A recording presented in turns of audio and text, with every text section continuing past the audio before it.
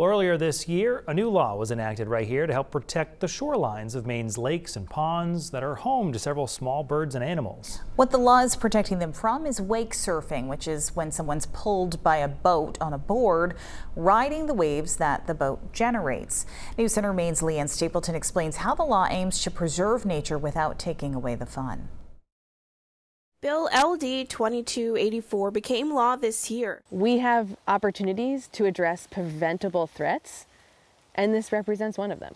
It addresses wake boats and other motorboats that create waves used in the popular activity wake surfing. High-powered boats that produce really big waves so that you can wake surf. And they do that through some advanced propulsion technology, which stirs up sediment, cuts vegetation, and big ballasts, so they create really big waves so that you can wake surf. And those big waves crash along the shoreline and speed up erosion and impact loons, which nest right on the edge of lakes and ponds. Francesca Gundrum with Maine Audubon says various organizations came together to talk about the issue. We worked with different lake groups, we worked with businesses and summer camps and the state and other partners to try and figure out how we address wake boats and wake surfing in Maine, because we don't want to prohibit the activity, but we have to do it in a smart way.